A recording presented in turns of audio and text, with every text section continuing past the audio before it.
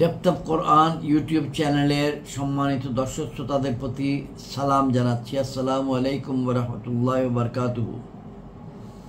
Depth of Quran YouTube চ্যানেলে আমরা পবিত্র কোরআন থেকে তেলাওয়াত করি এবং তার অর্থ উপস্থাপন করি বাংলা ভাষায় এবং ইংরেজি ভাষায় আলাদা আলাদা।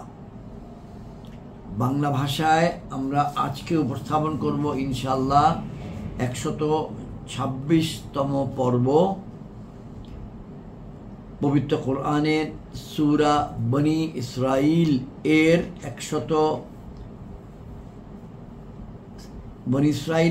20 থেকে 30 নম্বর আয়াত আমরা তেলাওয়াত এবং অর্থ উপস্থাপন করব ইনশাআল্লাহ। সূরা বনি ইসরাইল আমরা বলা শুরু করে দিয়েছি এখন থেকে 2টি পর্ব পূর্বে। 122তম পর্বে সূরা বনি ইসরাইলের আলোচনা শুরু হয়েছিল এবং সেই আলোচনার পূর্বে আমরা কিছু সূচনা বক্তব্য রেখেছিলাম শানে নজুল এবং এর মৌলিক বক্তব্যের কন্টেন্টস, এর কী বিষয়বস্তু ইত্যাদি নিয়ে। আজকে ছোট ক্ষুদ্র অংশ রিপিট করছি। যেমন এই সূরাতে বিভিন্ন জিনিসের উপরে গুরুত্ব দেওয়া হয়েছে। এক, যে মিরাজের রাতের ঘটনা আমাদেরকে আল্লাহর ক্ষমতা সম্পর্কে সজাগ করে। সূরা বনি ইসরাইল এটার নাম, আবার এটার অপর নাম সূরা ইসরা। সুবহানাল্লাযী ইসরা বিআবদিহি, এটা হলো আয়াতের শুরু, অর্থাৎ পবিত্র আল্লাহর নাম নিয়ে শুরু হয়েছে, যে আল্লাহ তার প্রিয় বান্দাকে সফর করিয়েছেন। রাতের সফরকে ইসরা বলে কোরআনিক পরিভাষায়। মিরাজের রাতের ঘটনা আমাদেরকে আল্লাহর ক্ষমতা সম্পর্কে সজাগ করে, সেই সাথে বনি ইসরাইলের অবাধ্যতা ও তার বিপরীতে আল্লাহর শাস্তির বিষয়টি আমাদের যেন মাথায় রাখি। 2, আচার আচরণের মূল্যবোধ, আল্লাহর হক পুরোপুরিভাবে আদায় করতে হবে। পারিবারিক, সামাজিক, রাষ্ট্রীয় জীবনে তার বেঁধে দেওয়া নীতি বাস্তবায়ন করতে হবে। 3, কোরআন মানুষের মধ্যে প্রাণের সঞ্চার করে, কিন্তু কাফিররা মুখ ফিরিয়ে মৃতের মতো পড়ে থাকে। কোরআন তাদেরকে কঠিন শাস্তির হুঁশিয়ারি দেয়। 4, কোরআনের সতর্কবাণী ও বনি ইসরাইলদের থেকে শিক্ষা নিয়ে আমাদেরকে সামনে এগিয়ে চলতে হবে। পরকালের ব্যাপারে নিতে হবে পূর্ণাঙ্গ প্রস্তুতি। আমরা এই পর্যন্ত তেলাওয়াত এবং অর্থ যেখানে করেছি তার মধ্যে ছিল আল ইসরা, অর্থাৎ মিরাজের ঘটনা, মূসা আলাইহিস সালামকে দেওয়া বিশেষ সম্মান এবং বনি ইসরাইলের ব্যাপারে আলোচনা আমরা করে ফেলেছি। অবাধ্যতার শাস্তি হিসেবে চরম অপদস্থ হওয়ার পর এক সময় বনি ইসরাইলের বিজয় ও নিজেদের রাজ্য পুনরায় দখল, এটা আলোচনা করে ফেলেছি। পবিত্র কোরআনের লক্ষ্য ও উদ্দেশ্য নিয়ে আলোচনা করা হয়েছে। এসেছে আল্লাহর অসীম ক্ষমতার কিছু উদাহরণ, এইটুকু আমরা আলোচনা করেছি। এখন আমরা যে তেলাওয়াত করব তার মধ্যে থাকবে মৌলিকভাবে বাবা মার সাথে করণীয়, বর্জনীয় এবং নিকটাত্মীয়, দরিদ্র, মুসাফিরদের অধিকার, ইসলামী সমাজের মৌলিক কিছু নীতিমালা আমরা ইনশাআল্লাহ আলোচনা করব। আমরা যেখান থেকে তেলাওয়াত করছি এবং অর্থ উপস্থাপন করছি সেটি হলো কিতাব, এটি আলা হযরত ইমাম মুহাম্মদ আহমদ রেজা খান বেরলভী রহমতুল্লাহ আলাইহি কর্তৃক কৃত তরজমায়ে কোরআন, যেটির নাম কানজুল ঈমান, এবং তফসির নুরুল ইরফান, যেটি করেছিলেন হাকিমুল উম্মত আল্লামা মুফতি আহমদ ইয়ার খান নঈমী রহমতুল্লাহি আলাইহি, এবং এই উভয়ের সমন্বয়কৃত বঙ্গানুবাদ করেছেন মাওলানা মোহাম্মদ আব্দুল মান্নান, চট্টগ্রাম নিবাসী। দরুদ শরীফ। আল্লাহুম্মা সাল্লি আলা মুহাম্মাদিন ওয়া আলা আলি মুহাম্মাদিন কামা সাল্লাইতা আলা ইব্রাহিম ওয়া আলা আলি ইব্রাহিম ইন্নাকা হামিদুম মাজিদ। আল্লাহুম্মা বারিক আলা মুহাম্মাদিন ওয়া আলা আলি মুহাম্মাদিন কামা বারাকতা আলা ইব্রাহিম ওয়া আলা আলি ইব্রাহিম ইন্নাকা হামিদুম মাজিদ।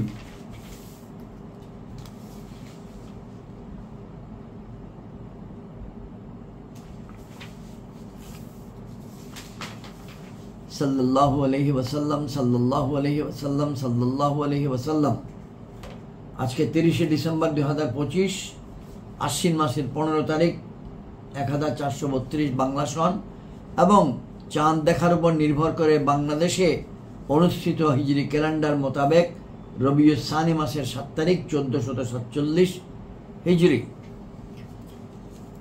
পবিত্র কোরআন সূরা বনী ইসরাইল 17 নম্বর সূরা আয়াত 20 থেকে শুরু। আউযু বিল্লাহি মিনাশ শাইতানির রাজিম, বিসমিল্লাহির রহমানির রহিম। কুল্লান নুমিদ্দু হাউলাই ওয়া হাউলাই মিন আতাই রাব্বিক ওয়া মা কানা আতাউ রাব্বিকা মাহজুরা।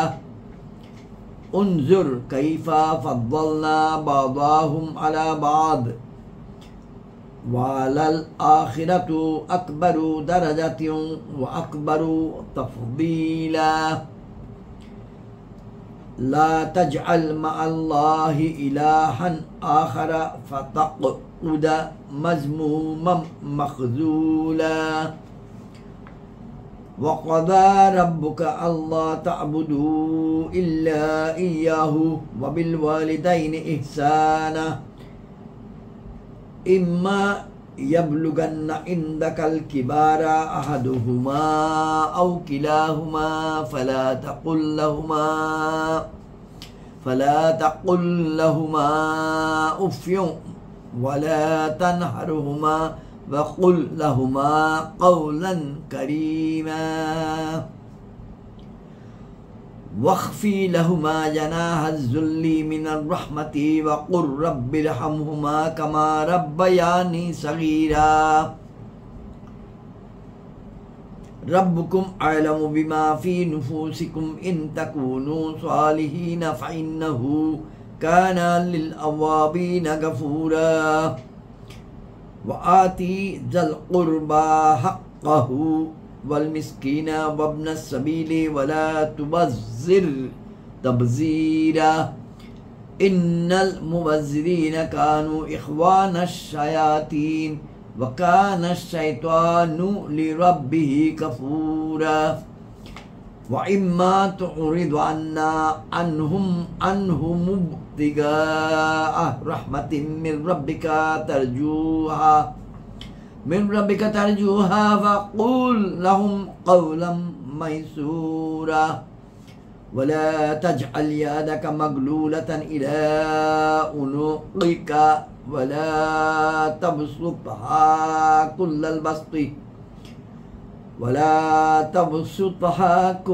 البسط فتقعد ملوما محسورا إن ربك يبسط الرزق لمن يشاء ويقدر إنه كان بعباده خبيرا بصيرا صدق الله العظيم وصدق رسوله النبي الكريم। আয়াত 20 থেকে বাংলা অর্থ উপস্থাপন করছি। আমি সবাইকে সাহায্য দেই, ওদেরকেও এদেরকেও, অর্থাৎ দুনিয়ার ও পরকালের সন্ধানকারী সবার জন্য আমি দুনিয়ার উপকরণাদি জমা করে রেখেছি। আপনারই রবের দান থেকে এবং আপনার রবের দানের উপর বাধা বিপত্তি নাই। দেখুন, আমি তাদের মধ্যে এককে অপরের উপর কিরূপ শ্রেষ্ঠত্ব দিয়েছি এবং নিশ্চয়ই আখিরাত স্তরসমূহের মধ্যে সর্বাপেক্ষা বড় আর অনুগ্রহের মধ্যে সর্বাপেক্ষা উচ্চ।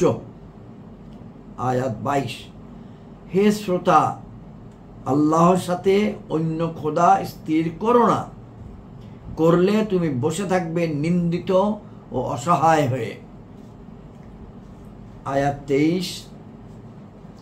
এবং আপনার রব নির্দেশ দিয়েছেন যেন তোমরা তিনি ব্যতীত অন্য কারো ইবাদত না করো এবং যেন মাতা পিতার প্রতি সৎ ব্যবহার করো। যদি তোমার সামনে তাদের মধ্যে একজন কিংবা উভয়ে বার্ধক্যে উপনীত হয়ে যায়, তবে তাদেরকে বলো না এবং তাদেরকে ধমক দিও না, আর তাদের সাথে সম্মানসূচক কথা বলবে। আমি এই আয়াতটি পবিত্র কোরআন থেকে পুনরায় তেলাওয়াত করছি। وَقَضَى رَبُّكَ أَلَّا تَعْبُدُوا إِلَّا إِيَّاهُ وَبِالْوَالِدَيْنِ إِحْسَانًا إِمَّا يَبْلُغَنَّ عِندَكَ الْكِبَرَ أَحَدُهُمَا أَوْ كِلَاهُمَا فَلَا تَقُل لَّهُمَا أُفٍّ وَلَا تَنْهَرْهُمَا وَقُل لَّهُمَا قَوْلًا كَرِيمًا। টিকার মধ্যে বলা আছে দু একটি কথা, সেই কথাগুলো আমি পড়ে শোনাচ্ছি।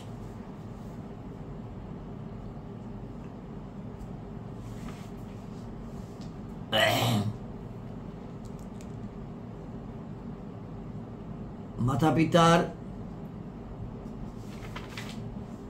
মহান রবের ইবাদতের স্থান সৃষ্টির আনুগত্যের আগেই স্মরণীয় যে হুজুর রসুল পাক সাল্লাল্লাহু আলাইহি ওয়াসাল্লামের আনুগত্য মহান রবের ইবাদতের অন্তর্ভুক্ত। আত্মীয় স্বজনের মধ্যে মাতা পিতার আনুগত্যের স্থান সর্বাগ্রে, কারণ মহান রব এর কথা আপন ইবাদতের সাথেই উল্লেখ করেছেন, একই আয়াতে একই সাথে পাশাপাশি। মাতা পিতা কাফির হলেও তাদের প্রতি কর্তব্য পালন করবে, কেননা মহান রব পিতামাতার কথা কোনরূপ শর্ত ছাড়াই এরশাদ করেছেন। মাতা পিতার দৈহিক সেবাও করবে, আর্থিক সেবাও করবে, কেননা ইহসান কর্তব্য পালন কোনরূপ শর্ত আরোপ ছাড়াই পবিত্র কোরআনে উল্লেখিত হয়েছে। মহান রব ব্যতীত অন্য কারো ইবাদত করা জায়েজ নয়। আনুগত্য অর্থাৎ নির্দেশ মান্য করা আল্লাহরও করা হবে, রসুলেরও করা হবে। আল্লাহর নির্দেশ মান্য করা হবে, রসুলের নির্দেশ মান্য করা হবে। মাতা পিতার সেবা সর্বদাই জরুরি, কিন্তু প্রয়োজনের সময় খুব বেশি জরুরি। বিনা প্রয়োজনে তাদের খেদমত করা মুস্তাহাব, প্রয়োজনের সময় ওয়াজিব অর্থাৎ অবশ্য করণীয়। সুতরাং তাদের অসুস্থতা ও অক্ষমতার সময় তাদের খেদমত করা ওয়াজিব। সন্তানগণ মুখ থেকে এমন কথা বের করবে না যাতে বোঝা যায় যে তাদের দিক থেকে তাদের মন ভারী হয়ে আছে। মাতা পিতাকে তাদের নাম নিয়ে ডাকবে না, মাতা পিতার সাথে চাকর বাকরের মতো আচরণ করবে না। পুত্র আপন মাতা পিতাকে নিজের অবহেলিত চাকর চাকরানি করে রাখবে না। তাদেরকে ভালো ও নম্র শব্দাবলী দ্বারা ডাকবে। হযরত ইব্রাহিম আলাইহিস সালাম উদাহরণস্বরূপ হযরত ইব্রাহিম আলাইহিস সালাম আপন চাচাকে ইয়া আবাতি অর্থাৎ হে আব্বাজান বলে ডেকেছেন। বকুনি ঝকুনি দিয়ে তাদের সাথে কথা বলবে না, তাদের বার্ধক্যের বদ মেজাজ বরদাস্ত করবে, কেননা বার্ধক্যের সময় স্বভাব করা ও অন্তর সন্দেহ পরায়ণ হয়ে যায়, রাগ তাড়াতাড়ি আসে। তাদের সাথে ভালো ব্যবহার করো, তাদের জন্য খরচ করার ক্ষেত্রে কোনো চিন্তা ভাবনা করো না, কেননা তারা তোমাদের অক্ষমতার সময় তোমাদের লালন পালন করেছেন। এখন তাদের অক্ষমতার সময় তুমি তাদের সেবা করবে। একটি গুরুত্বপূর্ণ উপসংহার আছে, কেহই মাতা পিতার প্রতি কর্তব্য পূর্ণরূপে 100% পূরণ করে পাল্লায় মেপে 100% পূরণ করে পালন করতে পারে না। সুতরাং তাদের পক্ষে মঙ্গলের দোয়াও করবে। মাতা পিতার ইন্তেকালের পর তাদের জন্য দোয়া, ফাতিহা ইত্যাদি করা চাই, কারণ এতেও তাদের জন্য মঙ্গলের দোয়া আছে। আয়াত 23 এবং 24 পড়েছি, 24 বাংলা অনুবাদ। এবং তাদের জন্য নম্রতার বাহু বিছাও কোমল হৃদয়ে এবং আরজ করো, প্রার্থনা করো, হে আমার রব, তুমি তাদের উভয়ের উপর দয়া করো, যেভাবে তারা উভয়ে আমাকে শৈশবে প্রতিপালন করেছেন। রাব্বির হামহুমা কামা রাব্বায়ানি সাগীরা, হে আমার রব, তুমি তাদের উপর দয়া করো যেভাবে তারা উভয়ে আমাকে শৈশবে প্রতিপালন করেছেন। আয়াত 25, তোমাদের রব ভালোভাবে জানেন যা তোমাদের অন্তরসমূহে রয়েছে। যদি তোমরা উপযুক্ত হও তবে নিশ্চয়ই তিনি তওবাকারীদের জন্য ক্ষমাশীল। টিকায় বলা আছে যে সুযোগের অভাবে, পরিস্থিতির কারণে পিতামাতার উপযুক্ত খেদমত করা সম্ভব হয় নাই, কিন্তু অন্তরের নিয়তটা পুরোপুরি ছিল। আল্লাহ তখন নিয়তকারীকে ক্ষমা করে দেবেন। 26, আয়াত 26, এবং আত্মীয় স্বজনকে তাদের প্রাপ্য দাও, আর মিসকিন ও মুসাফিরকেও, এবং অপব্যয় করো না। নিশ্চয়ই অপব্যয়কারীরা শয়তানদের ভাই, এবং শয়তান আপন রবের প্রতি অতিশয় অকৃতজ্ঞ। ইন্নাল মুবাজ্জিরিনা কানু ইখওয়ানাশ শায়াতিন ওয়া কানাশ শায়তানু লিরাব্বিহি কাফুরা। আয়াত 28, এবং যদি তুমি তাদের দিক থেকে মুখ ফিরাও আপন রবের দয়ার প্রতীক্ষায়, যার প্রতি তুমি আশাবাদী, তবে তাদের সাথে নম্র কথা বলো। এটা গরিব আত্মীয় স্বজন প্রতিবেশীদের প্রসঙ্গে কথা এসছে। 29 নম্বর আয়াত, আর আপন হাত আপন ঘাড়ের সাথে আবদ্ধ রেখো না, এবং না সম্পূর্ণভাবে খুলে দাও, তাহলে তুমি বসে থাকবে নিন্দিত ও পরিশ্রান্ত হয়ে। অর্থাৎ এমন কৃপণ হইও না, আবার এমন উদার হইও না, এটা ভারসাম্য রক্ষা করবে। আয়াত 30, আজকের আলোচনার শেষ আয়াত। নিশ্চয়ই আপনার রব যাকে চান রিজিক প্রশস্ত করে দেন এবং সংকুচিত করেন। অর্থাৎ যাকে চান রিজিক প্রশস্ত করে দেন এবং সংকুচিত করেন।